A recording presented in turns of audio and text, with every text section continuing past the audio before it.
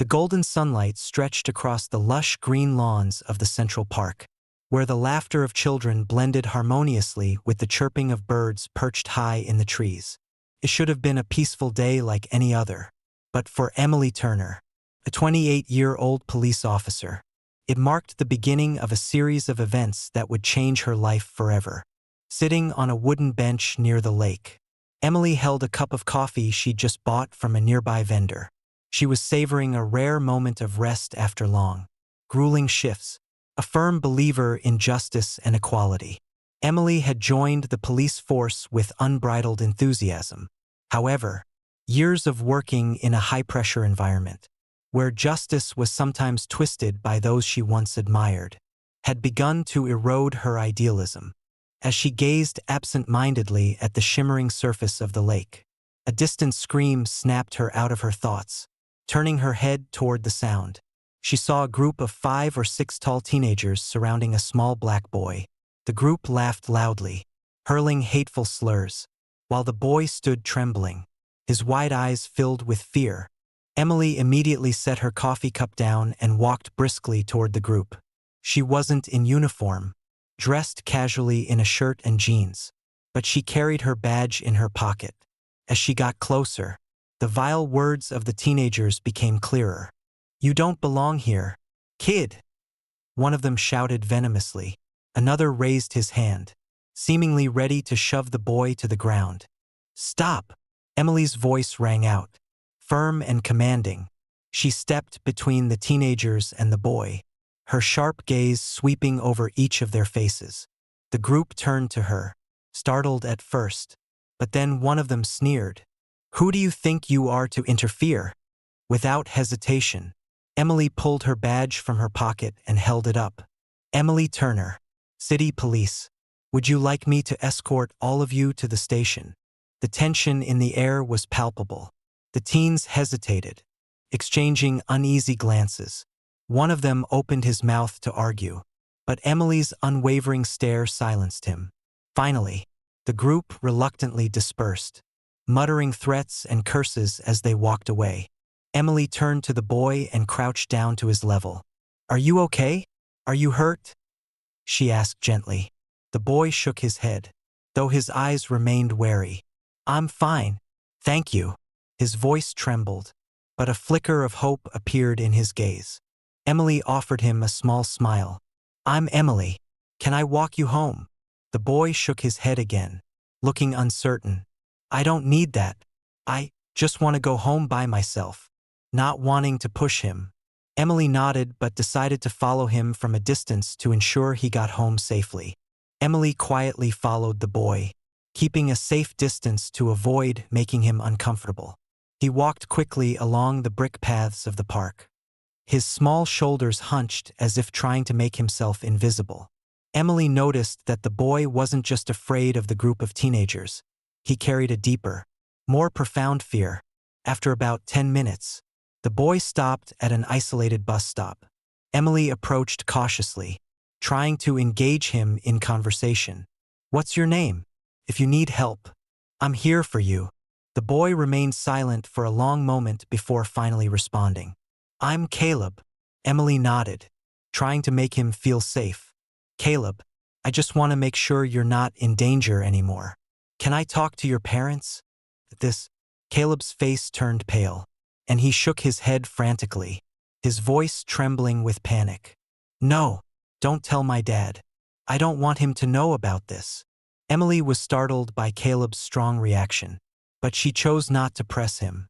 "All right, promise, but you need to let me know if you ever need help. Okay?" Caleb nodded, though his eyes were still filled with worry. As the bus pulled up, he quickly boarded, leaving Emily standing there with a flurry of unanswered questions swirling in her mind. Back at the police station, Emily couldn't stop thinking about Caleb and the incident at the park. She decided to dig deeper into the group of teenagers who had caused the trouble, using the park security system to review footage from the cameras. After several hours of searching, she identified some of the group's members. They were young men affiliated with an extremist organization, several of whom had prior records involving harassment and assaults on people of color. Emily felt a surge of anger and resolved to bring them to justice. However, what troubled her even more was Caleb. Who was he? Why was he so desperate to conceal his identity and keep his father from finding out about the incident? The answer came the next morning when Emily received a call from the sheriff's office. James Walker, the city's sheriff, had requested a private meeting with her. At the sheriff's office, Emily stood before a tall black man with a stern face and weary eyes. James Walker was a respected figure, known not only for his fairness in law enforcement but also for his unwavering fight for the rights of all people, regardless of race. "Emily," James began, his voice calm yet serious. "I heard you helped a boy at the park yesterday. That boy, Caleb, he's my son." Emily froze, momentarily stunned, but quickly composed herself. "Sheriff, I didn't know Caleb was your son, but I think we need to talk about what happened." James sighed, his gaze distant. "Caleb has endured so much because of the color of his skin. Even as my son, I can't protect him from all the hatred out there." Emily felt a wave of emotion rise within her. "Sheriff Walker, I'll do everything I can to make sure Caleb is safe. But I think we need to confront the bigger issue. This hate can't keep going unchecked." James nodded, his eyes resolute. "I know, and I need you by my side in this fight." Emily left the office with a new mission and a renewed sense of purpose. She was not just protecting Caleb. She was stepping into a battle for what was right, no matter the challenges ahead. Emily left Sheriff James Walker's office with a heavy mix of responsibility and unease. Learning that Caleb was Walker's son not only surprised her, but also made her acutely aware of the gravity of the situation. Caleb wasn't just a bullied boy, he represented a painful reality. Racial discrimination was still a simmering issue in the community she served. However, not everyone at the police department shared Emily's perspective. As news spread that she had helped the sheriff's son, she began to feel the weight of judgmental glances from some of her colleagues. Subtle looks, whispered comments in the hallways, all carried an undertone of disapproval. "Turner, what are you doing?" Mike Anderson, a senior officer known for his conservative views and resistance to change, approached her in the break room. "You trying to be a hero or something? Helping Walker's kid isn't the way to climb the ladder." Emily turned to face him, meeting his eyes directly. "I'm not doing this for a promotion. I'm doing it because it's the right thing to do." Mike scoffed, shrugging dismissively. "You'll figure out soon enough that right doesn't have much of a place in this world. Turner, don't let your emotions get the better of you." Though irritated, Emily chose to ignore Mike's remarks. Deep down, she knew his words were just the beginning of the challenges she would face. On one hand, she was determined to protect Caleb and help him overcome his struggles. On the other hand, she understood that standing up against racial discrimination was not only a dangerous task but also one that could leave her isolated. In the days that followed, Emily worked to balance her regular duties with her commitment to protecting Caleb. She spent time outside of work visiting Sheriff Walker's home, where she had the chance to talk more with Caleb. At first, he remained guarded and quiet, but gradually, he began to open up. "Officer Turner," Caleb said one evening as Emily helped him with his math homework, "I don't want Dad to worry about me. He already works so hard." Emily looked at Caleb, her heart filled with emotion. This boy wasn't just intelligent. He was remarkably perceptive and mature for his age. She knew the hatred Caleb had endured had forced him to grow up far too quickly. "Caleb," Emily said softly, "you don't have to go through this alone. There are people like your dad, and me, who will always be here to protect you." But outside the Walkers' home, Emily knew things were far from peaceful. The group of teenagers who had harassed Caleb began escalating their behavior. They sent anonymous threats, and one evening, they even approached Emily as she was leaving the police station. "We know what you're doing, Turner," one of them said, his tone laced with menace. "You'd better stay out of this if you don't want trouble." Emily didn't flinch, but she understood the situation was growing more dangerous. She reported the incidents to James Walker, who promised to provide as much support as the law would allow. However, they both knew the threats wouldn't be easily neutralized. The mounting threats forced Emily not only to confront the present pressures, but also to reflect on her own past. She thought back to her childhood in a small town, where prejudices about race were passed down through the subtle words and unconscious actions of adults. Emily had once had a best friend named Rachel, a black girl who lived with her mother in a small house at the end of the street. Rachel was the only person Emily could confide in about anything, but their friendship didn't last. When Emily was 10 years old, her parents forbade her from playing with Rachel, claiming that Rachel's family was not on the same level. Even as a child, Emily felt a deep sense of hurt and guilt at being forced to distance herself from Rachel.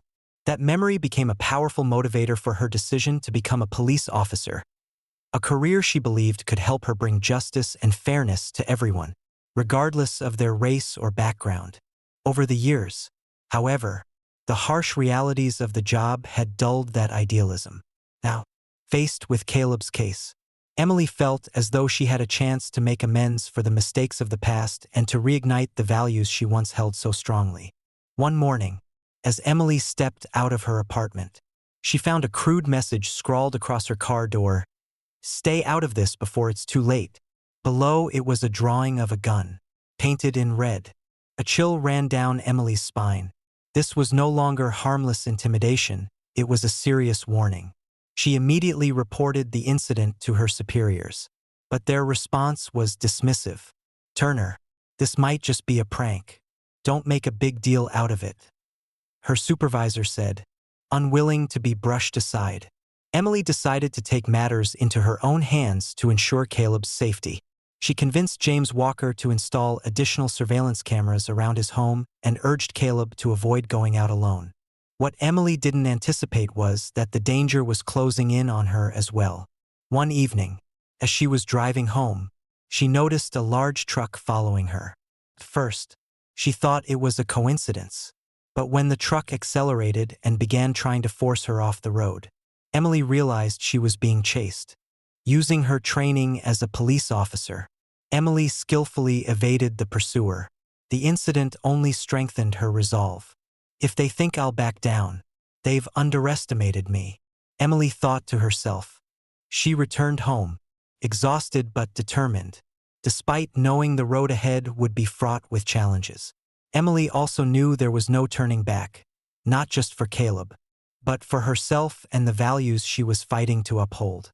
In the days following the dangerous car chase, Emily felt the pressure mounting. Not only was she dealing with external threats, but she also began noticing the cold stares and hostility from some of her colleagues at the police station. In an already tense workplace, every glance toward her felt like she was being branded a traitor. One morning, as Emily entered the conference room for a routine meeting, she overheard a group of officers whispering, "She's stirring everything up. Protecting Walker's kid? She's just asking for trouble." One of them muttered, loud enough for Emily to hear, "Turner's always trying to play the hero." Another added with a mocking laugh. Emily stopped at the door, turned around, and looked directly at the group. Her gaze was sharp, her voice unexpectedly calm. "If you have something to say, it's better to say it to my face." The group fell silent, avoiding her eyes, but the tension in the room became thicker than ever. The meeting that day was fraught with unease. When the team leader assigned new patrol duties, Emily was conspicuously left out of the critical tasks, a deliberate move to isolate her from the team's key operations. After the meeting, Emily confronted her direct supervisor, Sergeant Blake, who had previously been one of her strongest supporters. "Blake, what's going on? Why have I been sidelined from the major assignments?" Blake sighed, clearly uncomfortable. "Emily, I get your passion, but you need to understand that your actions are causing division within the team. You've chosen to fight a battle that not everyone wants to be a part of." Emily shook her head, frustration evident in her voice. "Blake, this isn't just a personal fight. This is about justice. If we don't stand against injustice, then who will?" Blake remained silent, His expression conflicted. His eyes showed that he understood Emily's words. But it was clear he wasn't willing to jeopardize his own career to stand by her. While Emily grappled with the pressures at the police department, James Walker was also far from at peace. As the sheriff, he not only had to worry about Caleb's safety but also faced subtle criticism from the community and even his own colleagues. One evening, James invited Emily over for dinner. The two sat on the front porch under the soft glow of the porch light while Caleb played with a small dog in the front yard. "Emily," James began, his deep voice filled with emotion. "Do you know why I chose you to protect Caleb?" Emily shook her head. "I thought it was because I happened to be at the park that day." James shook his head, offering a faint smile. "It wasn't just that. I chose you because I see a sense of fairness in you that not everyone has. You're not afraid to stand up for what's right, even if it means going against your own colleagues." Emily felt a warmth in her heart, though she couldn't completely hide her worries. "Sheriff, I know I'm doing what's right, but sometimes I wonder if I'm strong enough to make any real change." James met her gaze. "You're not alone, Emily. You have me, Caleb, and others out there who believe in what's right. But change doesn't happen overnight. Sometimes, it starts with one small act, like you saving Caleb." James's words renewed Emily's strength. She realized that her fight, no matter how small it seemed, was already making an impact. Though Emily felt renewed determination, she knew the danger was far from over. The racist group continued to send anonymous threats to her and James Walker's family. One night, a brick was thrown through James's window, accompanied by a note that read, "Get out of this town." Caleb, who had started to feel safer, fell back into a state of fear. He refused to leave the house, even with Emily by his side, determined to take a stand. Emily organized a press conference not to expose the threats, but to send a powerful message. Standing alongside James Walker, she addressed the gathered reporters. "We will not back down in the face of intimidation. Justice is not a privilege for a select few. It is a right for all of us." The press conference garnered significant media attention, and to Emily and James's surprise, many residents of the city began to voice their support. Community members organized meetings to discuss racism and ways to combat it. For the first time, Caleb felt that he wasn't alone. Seeing strangers stand up for him, he began to regain his trust in the world around him. As the community began to show signs of positive change, Emily decided to confront the group of teenagers who had bullied Caleb. Instead of pushing for severe punishment, she proposed a special education program where they would attend sessions on equality, empathy, and the history of racial discrimination. Emily's decision was met with resistance, both from within the police department and parts of the community. One colleague openly questioned her during a meeting. "Turner, why are you giving opportunities to people who don't deserve them? They're just going to take advantage of your weakness." Emily responded calmly, "Punishment doesn't always change people.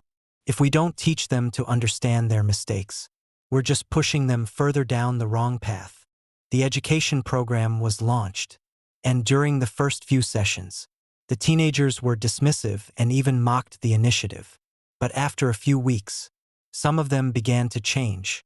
One of the boys, Kyle, approached Emily and said, "Officer Turner, I never thought about what I was doing in that way. I didn't realize my actions could hurt someone so much." Emily smiled, feeling that her efforts were finally beginning to make a difference. Kyle, one of the teenagers involved in bullying Caleb, was the first to show a noticeable change. Previously, Kyle had been a rebellious young man, always thinking his actions were harmless or just for fun. But through the lessons, he began to understand more deeply the impact of hate and discrimination. One day, Kyle Dudong came to meet Emily at the police station. He walked in, his eyes downcast, his voice hesitant. "Officer Turner, I want to apologize." Emily looked at Kyle, sensing the sincerity in his voice. "Apologize for what, Kyle?" "For what I did to Caleb, and probably not just to Caleb. I didn't realize before how much my actions could hurt others. I don't know how to make it right, but I really want to change." Emily smiled gently, though her expression remained serious. "Kyle, the most important thing is that you recognize your mistake. Change doesn't just come from an apology, but from your actions. Are you ready to do something to make amends?" Kyle nodded. "I'm ready. Just tell me what I need to do." Emily suggested that Kyle participate in a community meeting to share his story. At first, he hesitated, worried about being judged by others. But Emily encouraged him. "Courage isn't about hiding from your mistakes. It's about facing them, standing before the community." Kyle trembled, but every word he spoke made the crowd listen. He talked about what he had done, what he had learned, and his commitment to becoming a better person. The meeting ended with applause, and Emily felt a flicker of hope. The change of one person, no matter how small, could be the beginning of something much greater. While some, like Kyle, began to change, not everyone in the community agreed with the direction Emily and James Walker were taking. Some believed that focusing on education and rehabilitation instead of punishment was too lenient. One evening, at a larger community meeting, conflicting opinions began to erupt. A middle-aged man, Mr. Carter, stood up, his voice filled with frustration. "We're being too kind to people who don't deserve forgiveness. They hurt the sheriff's son. It's time we show them what justice really means." Another woman, Mrs. Mary, disagreed. "But justice isn't about revenge. We need to focus on rebuilding the community, not dividing it further." The debate grew heated, and the atmosphere in the room felt charged. Emily stood up, raised her hand, and asked for the floor. She took a deep breath and said, "I understand everyone's anger. I was also outraged when I saw what Caleb had to endure. But we have to ask ourselves, will revenge make things better? Or will we continue this endless cycle of hate? I believe change, though difficult, is the only way forward." Her words silenced the room for a moment. While not everyone agreed, some people began to reconsider their perspective. As the debates raged on, the friendship between Emily and Caleb deepened. Caleb began to shed his layers of fear and became more open. He often shared his dreams with Emily, wanting to become a scientist to explore new things, or even a social activist to help people like him. One day, Emily took Caleb to visit a science center in the city.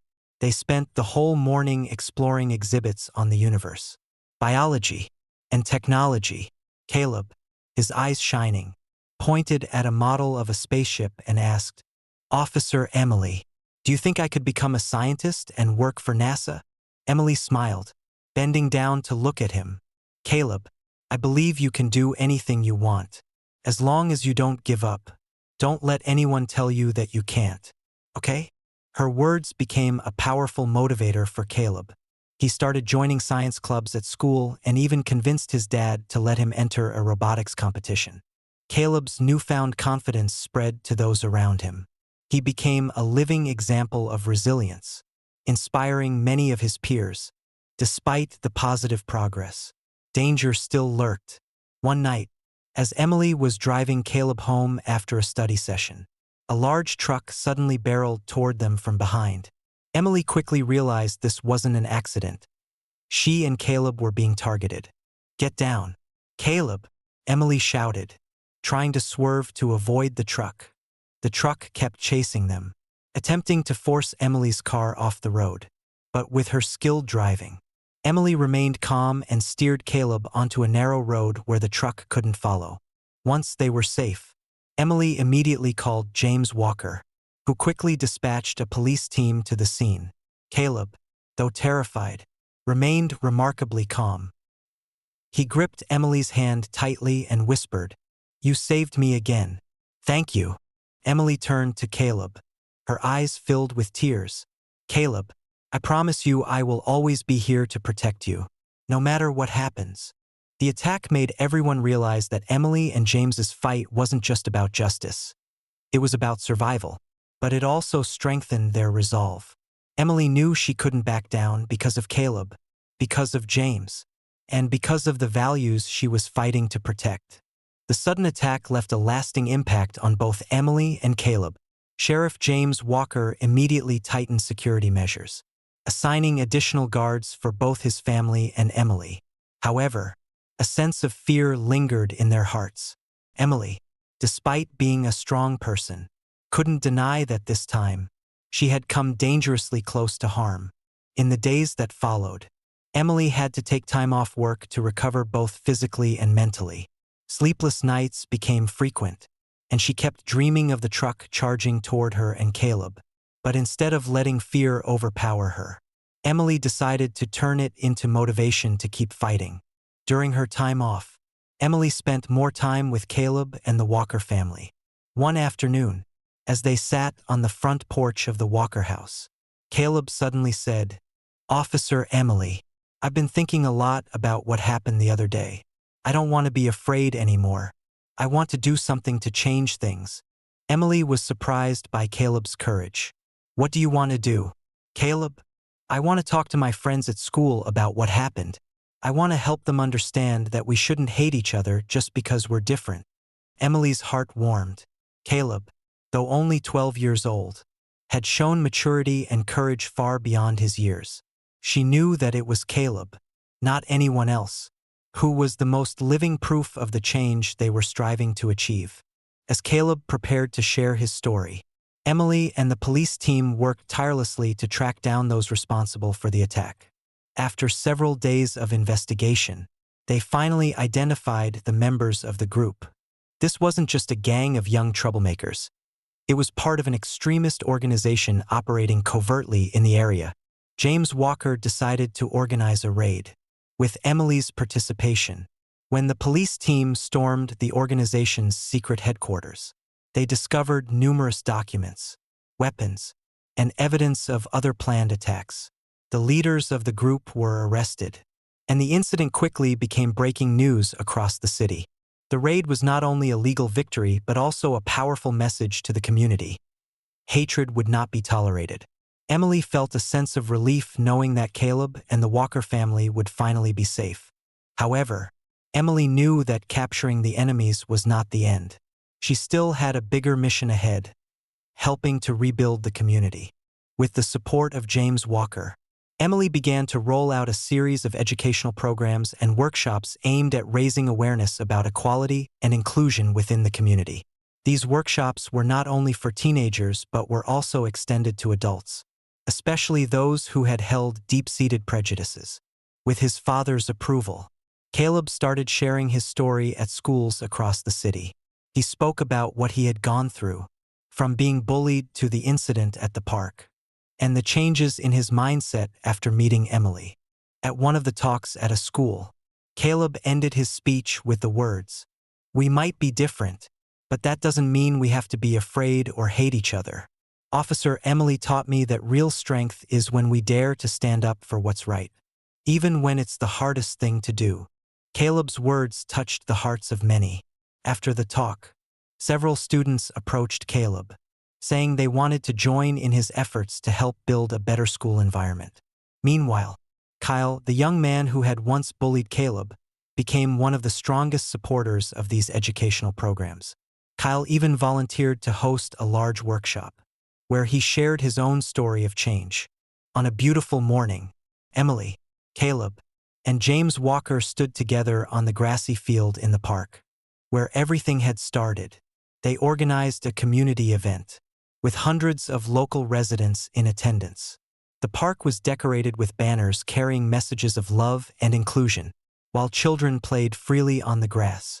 No longer filled with fear, Emily stood on the stage, addressing the crowd. She recounted her journey, from the moment she saved Caleb, to the challenges they faced, and the positive changes she had witnessed. "When I first met Caleb, I didn't just save a boy. I learned so much from him, his resilience, his courage, and all of you, those of you who are here today, have also taught me that hope is always there, as long as we don't give up." The crowd applauded warmly, and Emily could see in their eyes a shared sense of unity and faith in the future. As the event concluded, Emily and Caleb sat on a wooden bench in the park. Watching the sunset, Caleb turned to Emily, smiling. "Officer Emily, I think we've done something wonderful." Emily took his hand, her eyes full of pride. "It's not just me or you, Caleb. It's all of us, those who believe that love and justice will always prevail."